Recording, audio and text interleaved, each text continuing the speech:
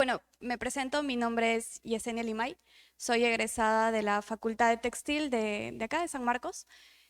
Bueno, llevo trabajando en el rubro textil desde el 2017. Actualmente soy comercial, trabajo en el área comercial en la empresa Cofaco. Bueno, en primer lugar, muchas gracias al comité por haberme dado la oportunidad de nuevamente volver a exponer mi trabajo de investigación, el cual lo presenté para sustentación de mi tesis.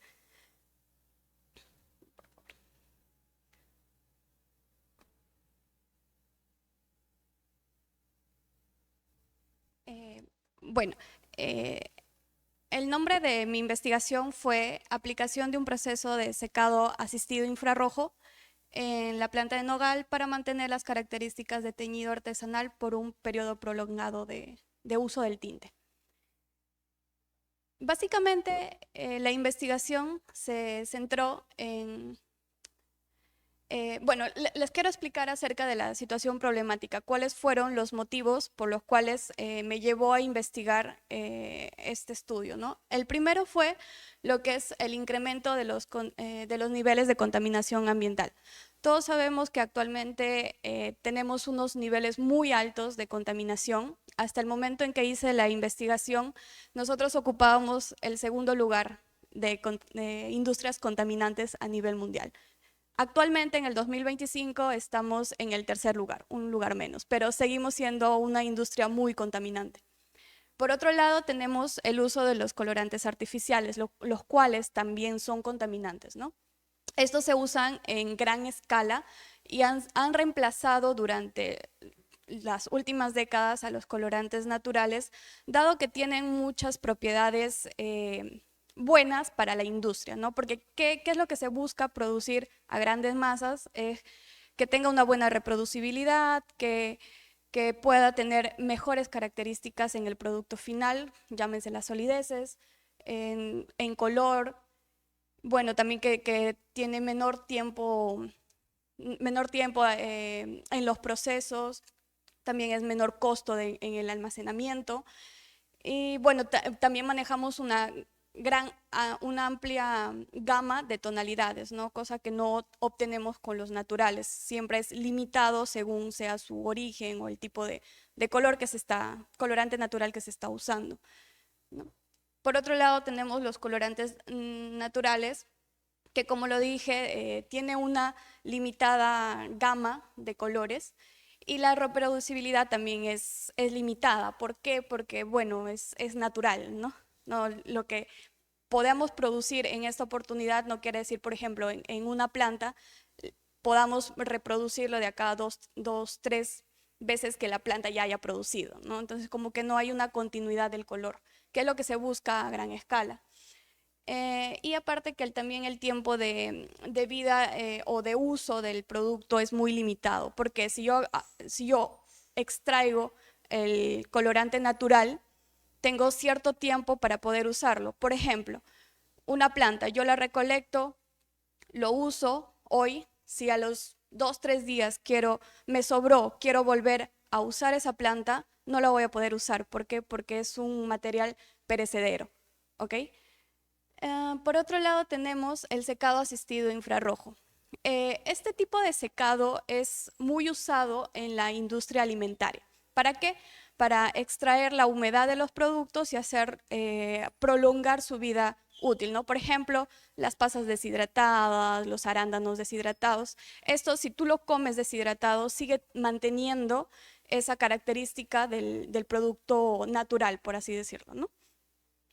Entonces, en base a todas estas eh, constantes, se tuvo la idea de hacer una propuesta de secar la planta de nogal usando el secado asistido infrarrojo. ¿Para qué? Con la finalidad de ver si es que sus características principales se pueden mantener o no. A la siguiente. La siguiente. Sí. Para esta investigación se tomó como referente a... Buenas tardes, buenas tardes. Que se acomoden por mientras. Ok, para esta investigación se tomó como referencia a 3 estudios que ya se habían hecho previamente. El primero fue el del autor Espinosa, en el cual usó la metodología del secado infrarrojo en la murtilla, que es una fruta, ¿no? En la cual llegó a la conclusión, y la que me ayudó a sostener esta investigación, es de que sí es posible usar el infrarrojo para deshidratar el frutillo, y bueno, que durante su investigación obtuvo de que los valores de A y B, más adelante les voy a explicar el tema de colorimetría, que sí tienen una tendencia a disminuir, pero la luminosidad a aumentar, ¿no? Y en el caso de Boirand, que es otra investigación, también usó el secado asistido en los arándanos, y también, ¿no?, concluyó de que sí es factible usarlo y que el secado es un procedimiento rápido y sencillo.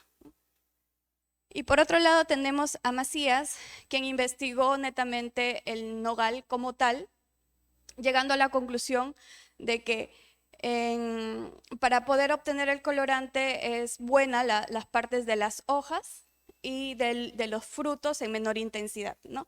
Y que también tiene una muy buena afinidad con la lana de oveja en vez del algodón. La siguiente. Ok, entonces, para esto les quiero explicar acerca de qué es el nogal. ¿Alguien de ustedes ha escuchado acerca de esta planta? ¿No? Ok. Bueno, el nogal es, a ver, imagínense como una nuez, ¿ok? Produce esos como frutos secos, ya, es similar a una nuez. Tiene un caparazón muy duro. Y como lo pueden ver acá, es un árbol. Lo interesante de esta planta es que se puede teñir con 3 partes de la planta. La corteza, que te da tonalidades amarillentas, las hojas, que te dan tonalidades entre verdosas a marrones, pero un poco bajas en intensidad, y los frutos como tal, que te pueden dar una tonalidad de marrón oscuro, y si lo dejan por mucho más tiempo el teñido, hasta colores, negro intenso. Ustedes han visto, por ejemplo, los ponchos artesanales, los que se tejen en telares artesanales. ¿Han visto? Ya. Hay tonalidades marrones, negras. ¿Sí los han llegado a ver? Ya. La mayoría se tiñen ¿con qué? Con el nogal. ¿Ok? Bueno, se produce, es una planta que lo tenemos acá en Perú, en Bolivia, Colombia, Ecuador y Honduras. Acá en Perú lo podemos encontrar en Amazonas, Cajamarca, Cusco, Huancavelica, Junín, La Libertad. Es decir, zonas de 500 a 3.500 metros sobre el nivel del mar, que es ceja de selva. El cultivo se produce durante la estación lluviosa, por eso les decía que es ceja de selva, y produce frutos a partir de los 8 años. Antes de los 8 años solamente podemos ver con hojas, ¿no? Y la composición química, que es lo más importante, está compuesto, o dentro de su composición contiene lo que es la yuglona, el cual es un líquido transparente que al entrar en contacto con el oxígeno se oxida y produce un color marrón, que es lo que se utiliza para hacer los teñidos artesanales. ¿Okay? Por otro lado tenemos lo que es el secado asistido infrarrojo. ¿Qué es? Básicamente, bueno, el secado ustedes saben que es la acción de separar las moléculas líquidas de un cuerpo sólido, ¿correcto? El infrarrojo también sabemos que, bueno, es un espectro de radiación y comprende en esta longitud de ondas, ¿ok? Entonces, el secado asistido infrarrojo viene a ser la combinación de estos dos, ¿no? Del secado convencional con el infrarrojo. ¿Qué es los beneficios que nos dan? Que hay un mejor control del proceso, menor tiempo de secado, menor consumo energético y también es menos contaminante con el medio ambiente.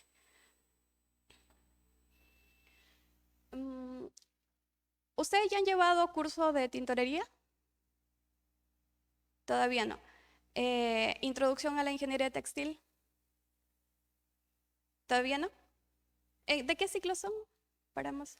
¿Perdón? Sexto. Ok. Bueno, más adelante, ya cuando avancen, ya sea en la parte de introducción a la ingeniería textil, lo van a ver de forma muy rápida, pero cuando llegan a tintorería les van a hablar mucho acerca del color, ¿no? ¿Qué es el color?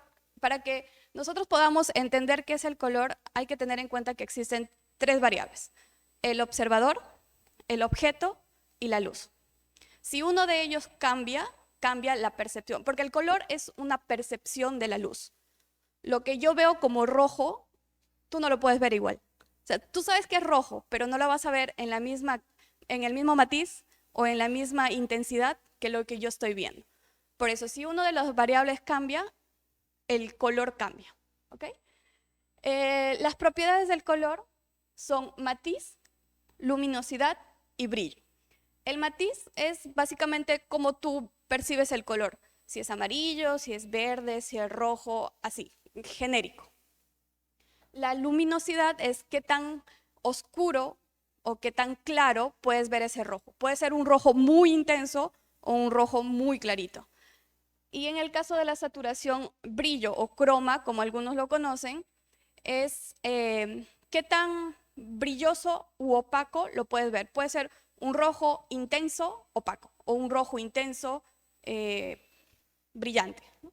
Son las características, y en base a esto nace lo que es las evaluaciones del color, que son métodos estandarizados como el CIELAB. Porque, como les digo, ¿no? Si uno de los elementos del color varía, la percepción del color varía. Entonces, ¿qué es lo que se ha hecho a nivel industrial? Crear un ojo automático para que te dé la lectura del color, ¿no? El color se mide por números, por lecturas.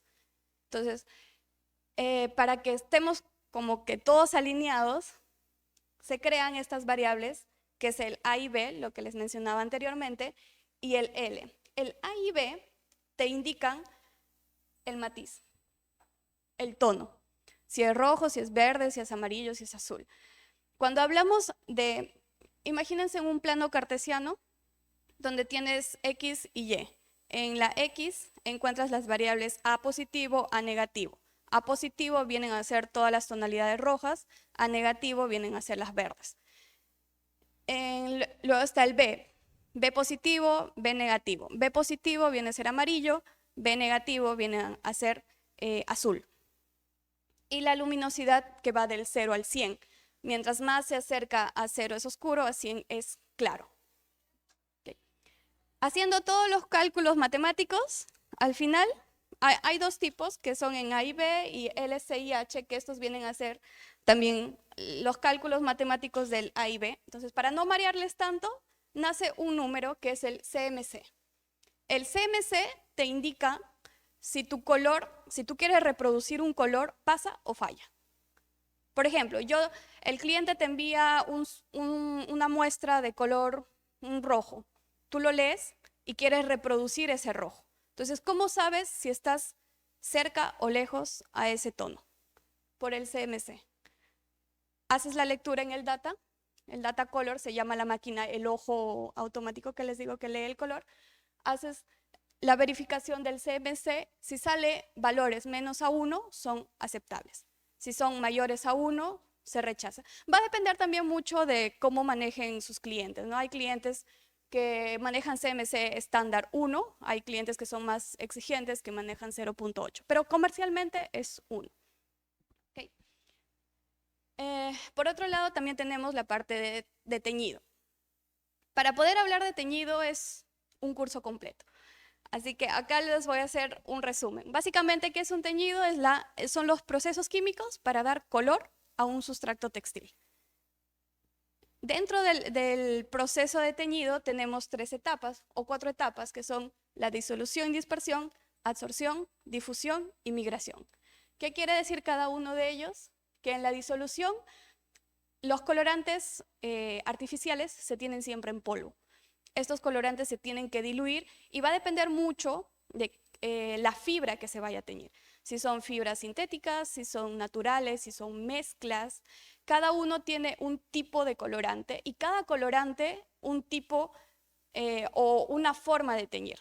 No puedes teñir un colorante directo igual que un reactivo o igual que un disperso. Son procesos diferentes, ¿no? Bueno, entonces la primera fase es disolver ese colorante. En la absorción del colorante es cuando las moléculas del colorante ya empiezan a pegarse, por así decirlo, a la fibra, ¿no? Luego tenemos difusión, en donde empieza a ingresar dentro de la fibra. Cuando estudien, ¿ya han estudiado la parte de fibrología? Ok, ¿han analizado el algodón? Ya, tiene unas formas amorfas, ¿correcto? Ya. Entonces el colorante lo que hace es aprovechar esas formas amorfas para ingresar al algodón, a la fibra, al núcleo, y puedan generarse las reacciones químicas en donde generan ya sus enlaces son enlaces iónicos, pues, ¿no? Esa es en esta etapa. Y en la etapa de migración es la que el colorante ingresa, sale. ¿Con qué? Con la finalidad de uniformizar todo el teñido.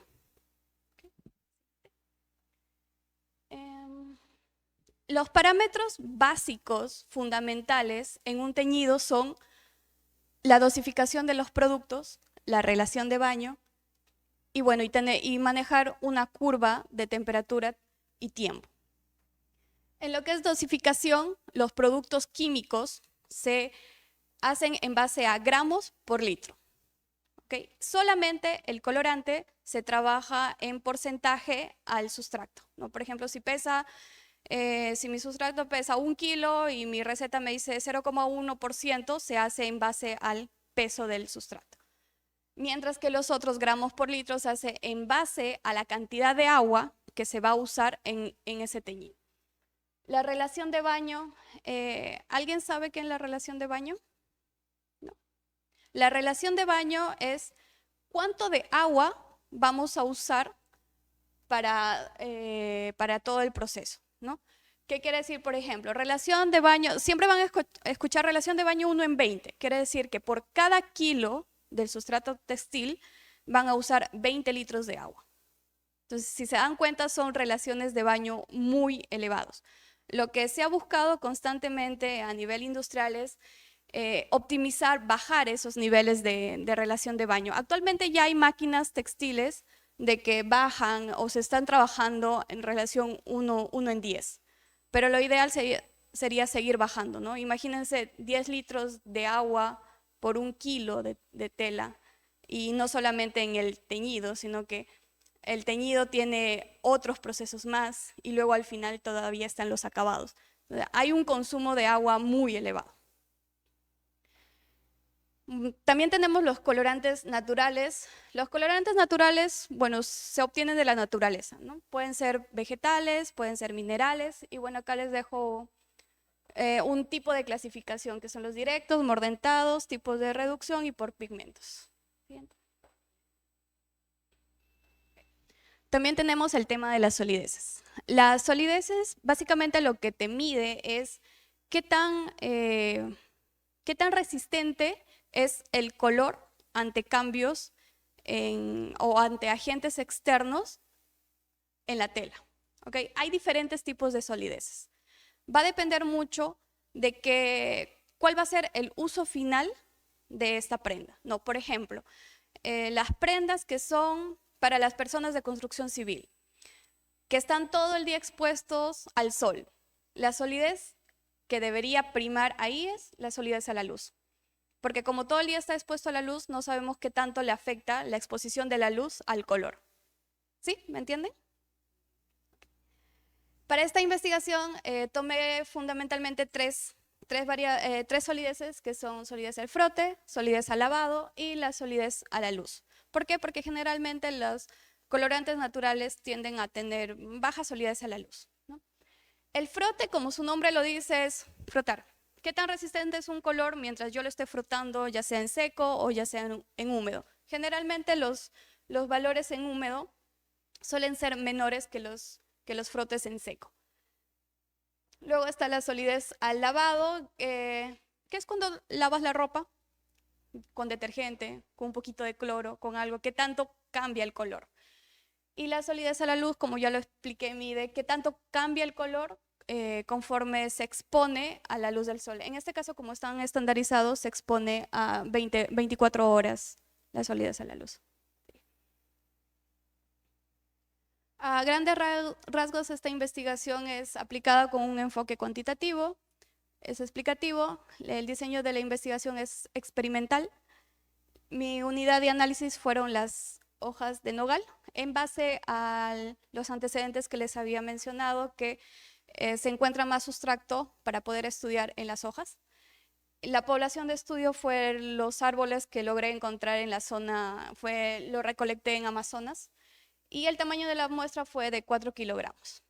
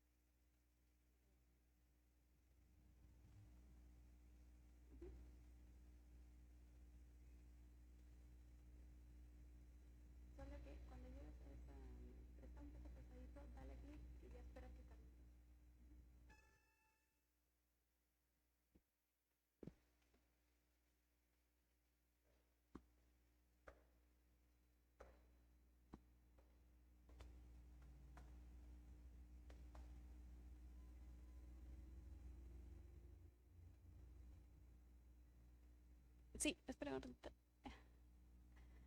El flujo del proceso del proyecto. Bueno, vamos a tener lo que es materia prima, el secado, que es una de las variables, el teñido es la otra variable, y el análisis del resultado. Al inicio lo que se hizo fue la selección de la materia prima en provincia. Avanza, por favor.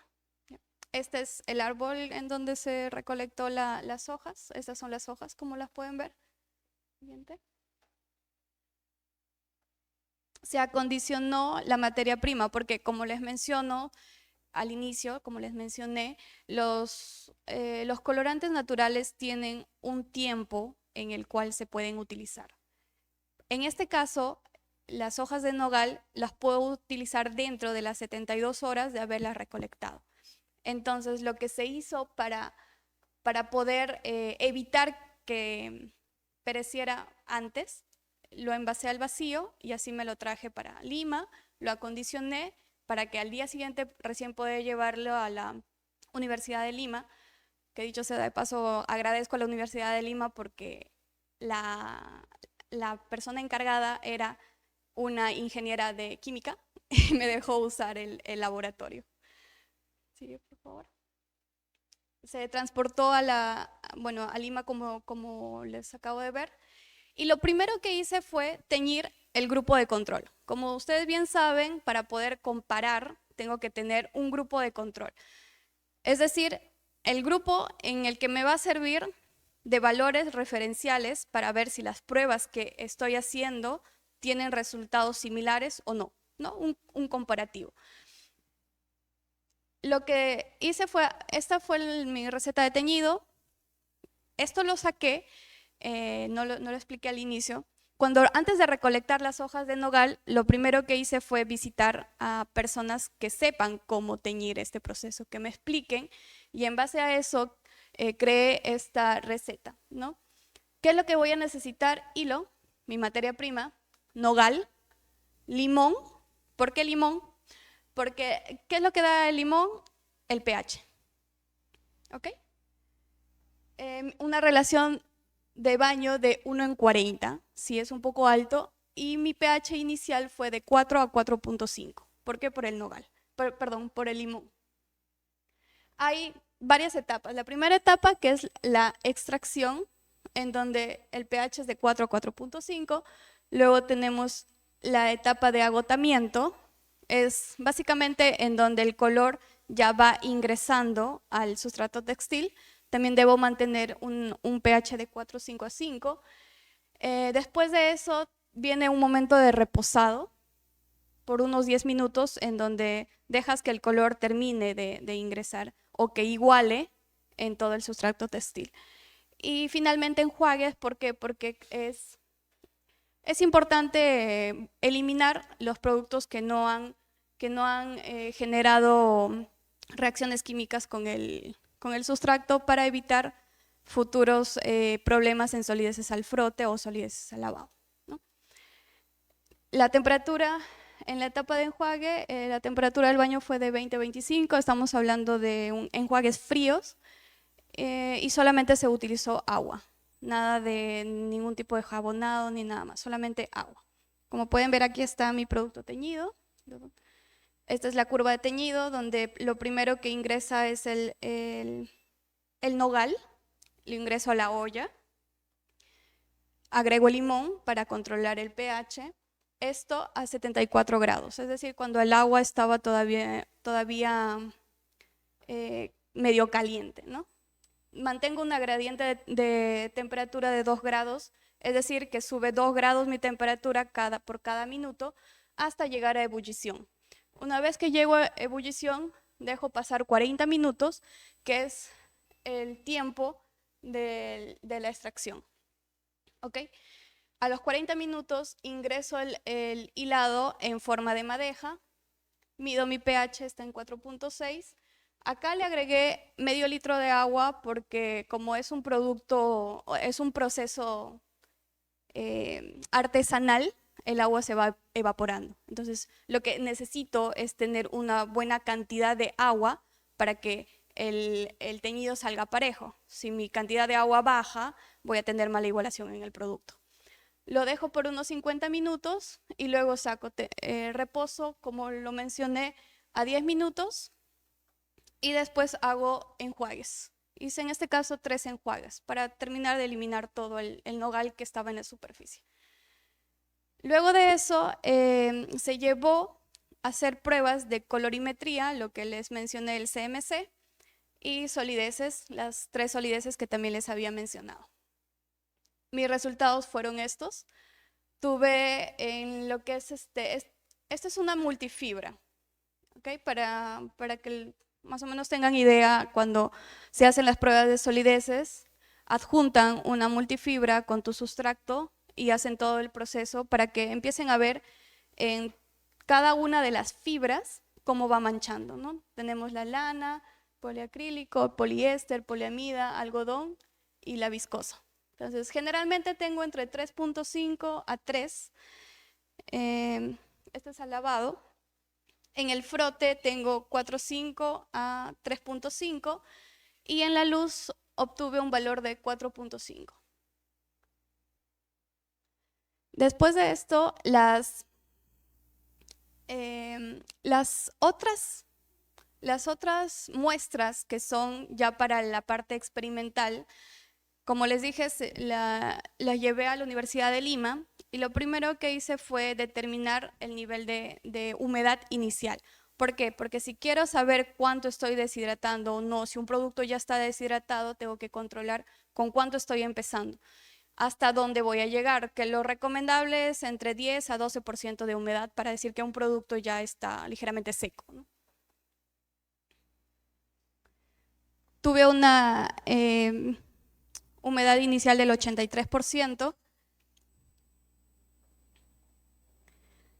Se hicieron las pruebas de secado asistido infrarrojo en las hojas. Como pueden ver acá, las hojas de nogal se ingresaron en esta máquina, era una máquina de 8 bandejas. Acá ya las tengo secadas, las trituré y las envasé para poder conservarlas, ¿no? En este caso se trabajaron con, se trabajaron con 3 tipos o 3 temperaturas, a 40, 50 y 60 grados, ¿no? Para ver, también tenía que analizar si le subo más la temperatura al secado, está influyendo o no en mi variable, en mi producto final, o el estudio me arroja que tengo que trabajar con temperaturas bajas, ¿no? Es por eso que se trabajó con 3 temperaturas. Nuevamente repito el proceso ya con el producto secado.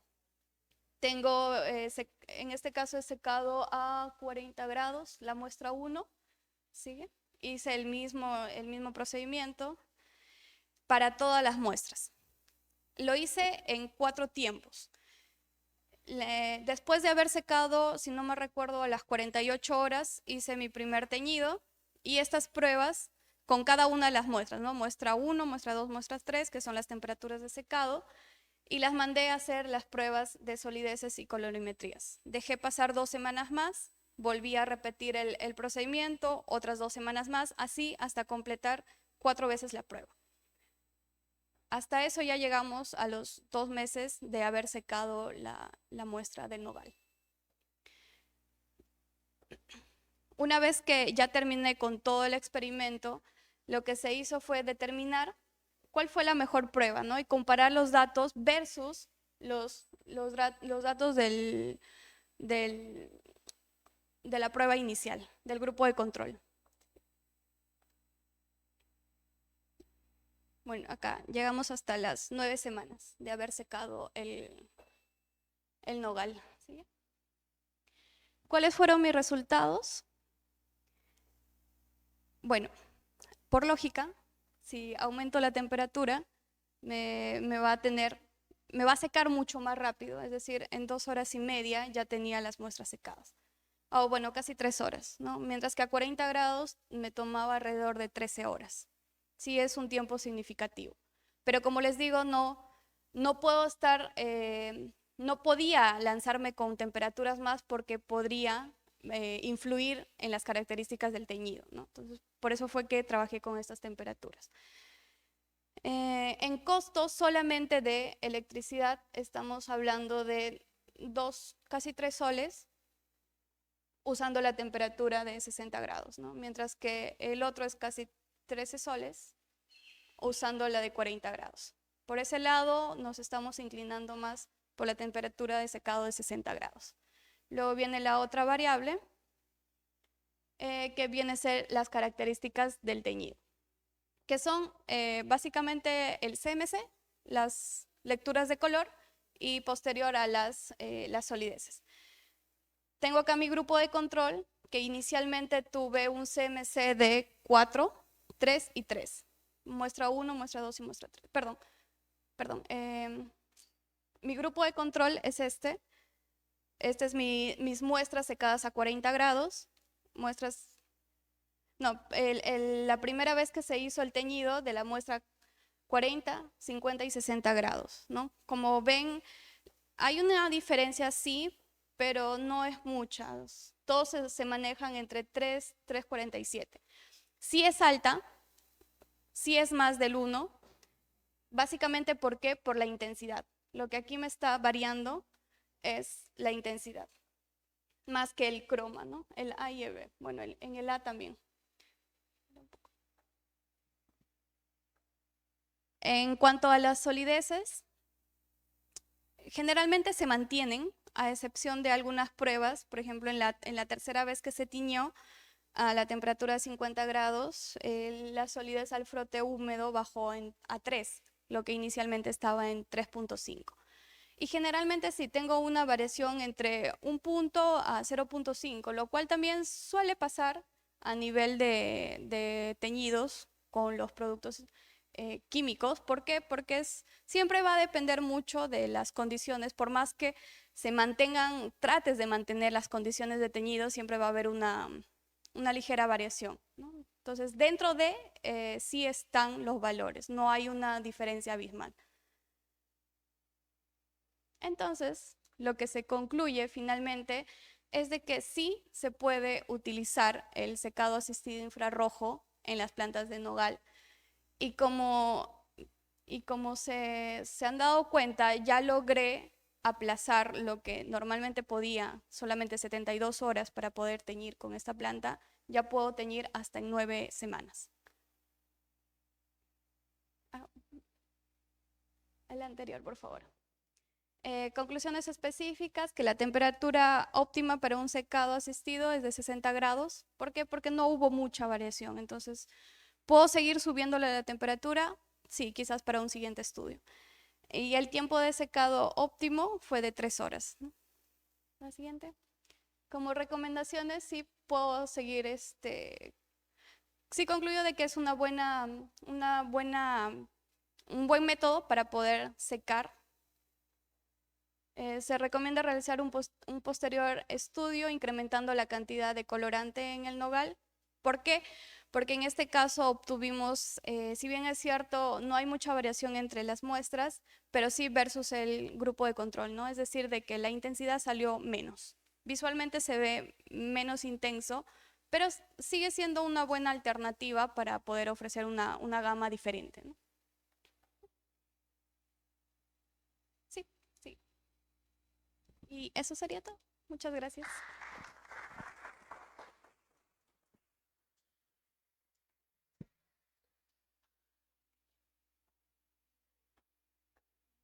Sí, sí, ahí en el-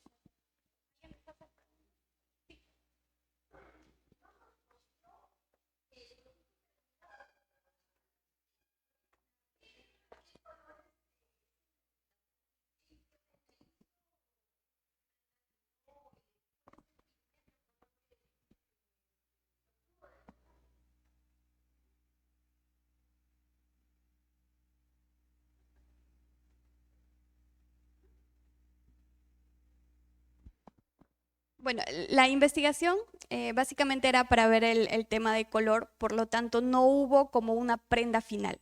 Sí tengo un sustracto que vendría a ser el hilo. Sigue avanzando, por favor.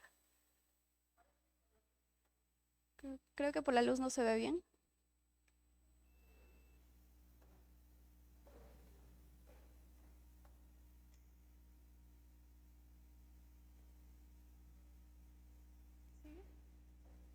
Ahí. Acá lo puedes ver. Marrón. Es un marrón. Claro, acá también lo pueden ver. Es un marrón oscuro. Un marrón medio, intermedio.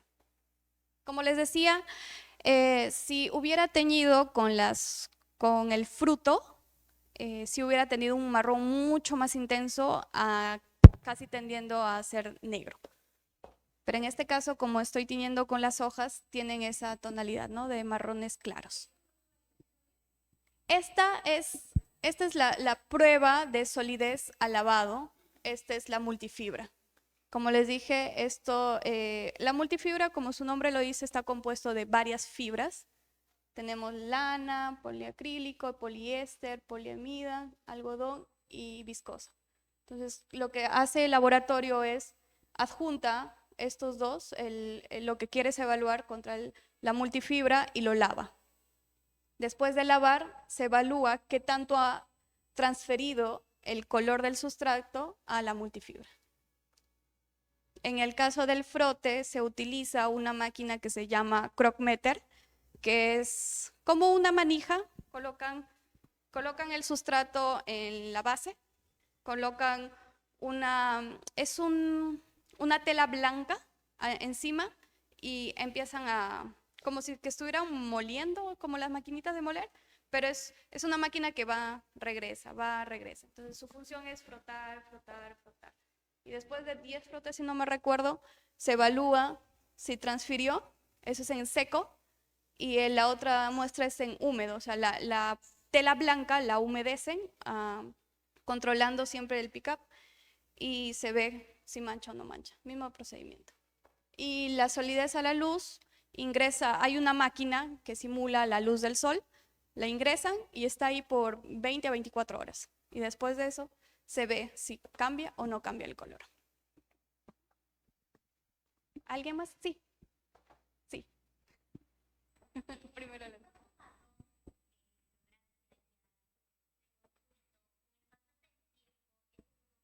no, no cambia. Otra. Sí.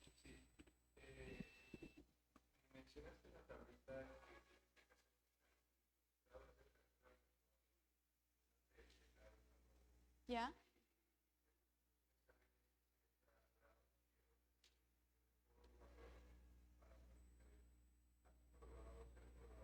¿Con más temperatura?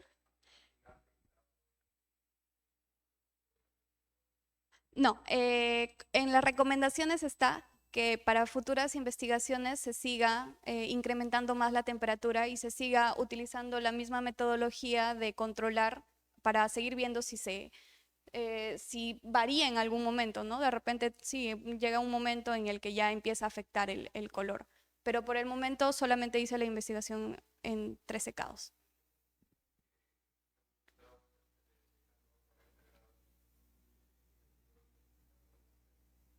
¿Puedes repetir, por favor?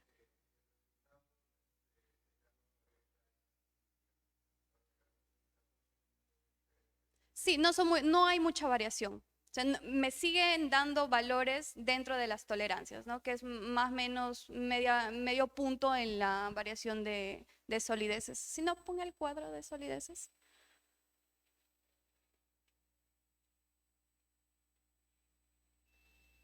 El siguiente cuadro. Ahí, ¿no? Eh, como esa es la temperatura 40 grados, 50 grados, 60 grados del primer teñido. Y así para los siguientes teñidos, ¿no? Entonces, acá veo, por ejemplo, acá tuve, los que están en verdes es porque están medio punto mejor que el grupo de control. Los que están en rojo es porque está medio punto menos que el grupo de control. En este caso, a 40 grados, la muestra que se queda a 40 grados, la solidez a la luz se vio afectada en medio punto.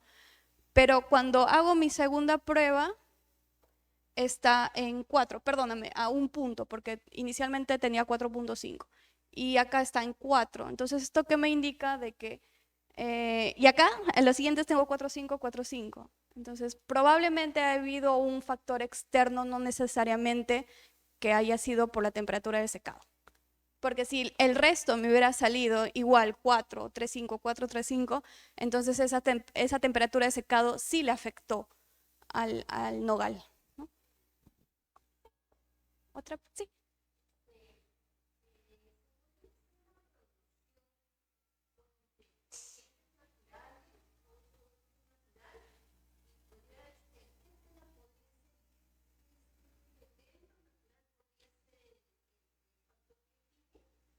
Sí, justamente por eso nace la investigación, porque como lo menciono, para que tú tiñas con un producto natural, tienes que tener en primer lugar un buen almacenamiento. Imagínate traer todas las hojas de este árbol, ¿no? Entonces es un volumen muy amplio. Lo que busca la investigación es, si yo lo pulverizo y lo tengo como materia sólida, voy a tener un almacenamiento más cómodo, voy a poder secar a gran masa estos colorantes y tener una buena reproducibilidad a nivel industrial, porque estamos hablando de teñirnos, acá teñí, si no me recuerdo, 100 gramos, pero estamos hablando de teñir pues 400, 500, 1000 kilos de tela.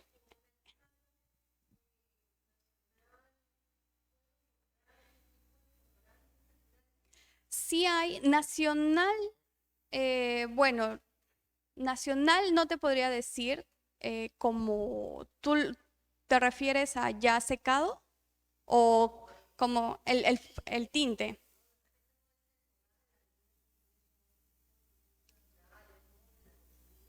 Claro,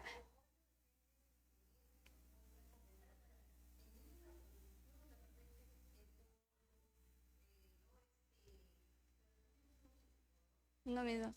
Sí, en ese caso, proveedores locales no hay, a no ser que tú misma tengas el trabajo de ir y buscar en la sierra quienes te puedan proveer de estos productos naturales.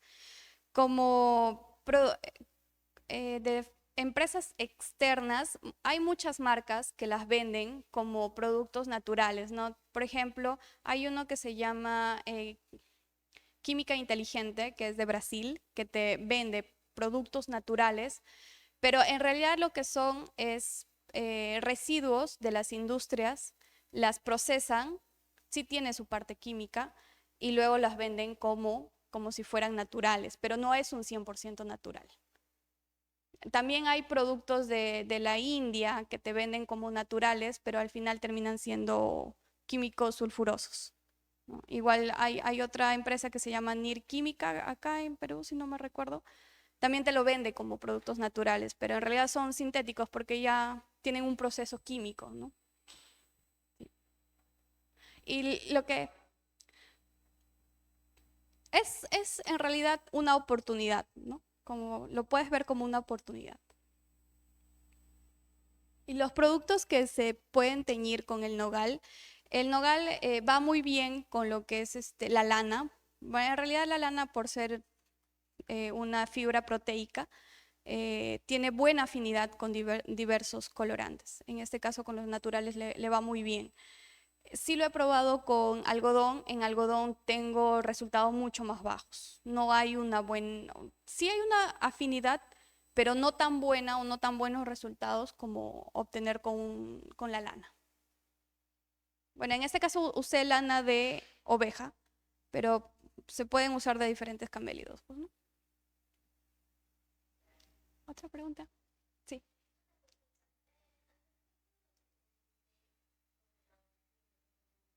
Sobre la, ya.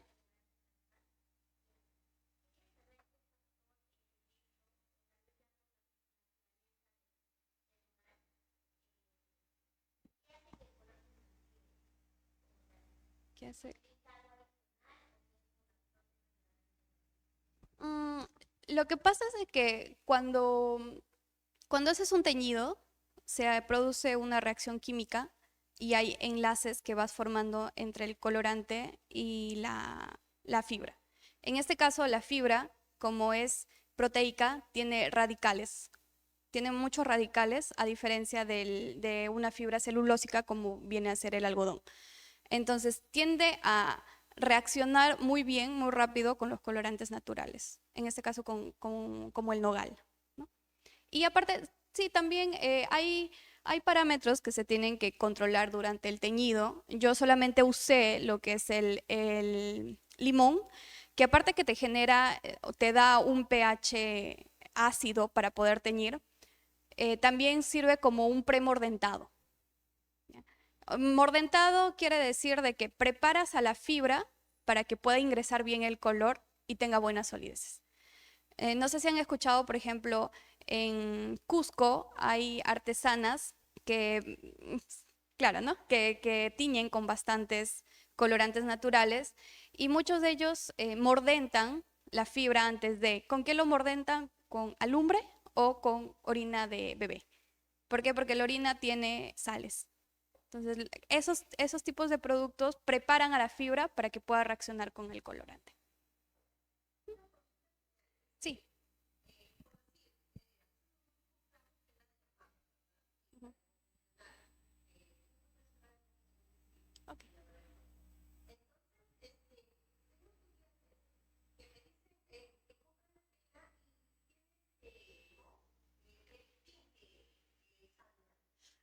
Ok.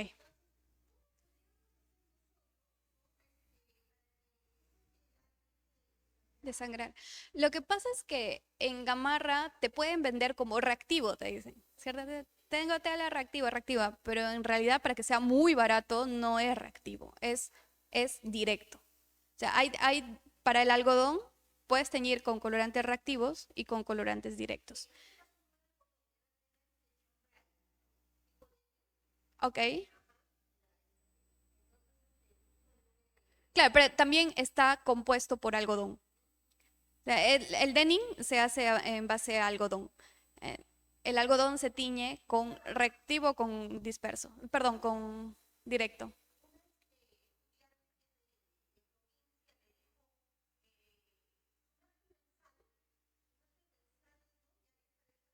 Ujú.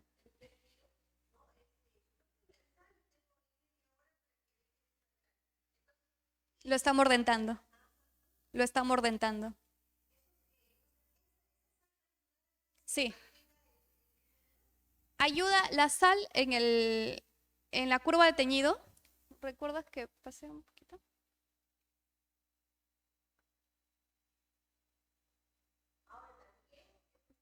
¿No? Adelanta. Sí, el alumbre, porque son minerales. Sí, bueno, adelanta un poquito más. No, no tan rápido. ¿No está? Despacio, despacito. Despacito, así. Ahí, ya. Esta es una curva de teñido para este caso, ¿no? Pero imaginemos que sea un teñido reactivo, ¿ok? En el teñido reactivo, acá en el proceso de agotamiento, hay dos fases en donde se ingresa, acá ingresó el colorante disuelto. Está el baño con el colorante disuelto. Hay una fase en donde se agrega el álcali, que viene a ser la sal. Ya. Se agrega el álcali y eso hace una reacción con la fibra celulósica. Entonces, eso hace que el color ingrese y se impregne en el sustrato textil. Pasa un tiempo y se vuelve a adicionar. Se adiciona en dos tiempos, un tercio y dos tercios. Entonces, ¿para qué? Para que vaya igualando de a pocos.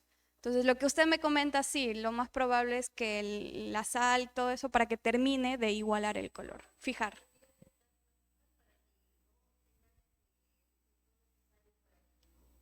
Es que en realidad, en, real- en realidad no es lo ideal porque ahí lo que pasa es que le están dando un producto de mala calidad.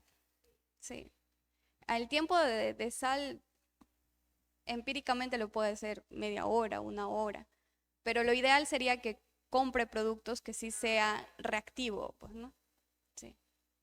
Y luego, y eso solamente le va a durar 3, 4 lavadas, porque de ahí se va a caer, porque no son unos colorantes, como su nombre le dice reactivo, no reacciona con la tela, son colorantes directos, es decir, que está superficial.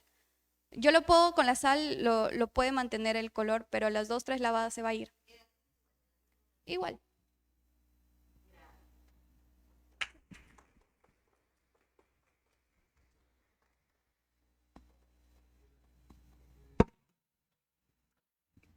Muchas gracias por su presencia. Vamos a hacer la entrega del certificado y del reconocimiento.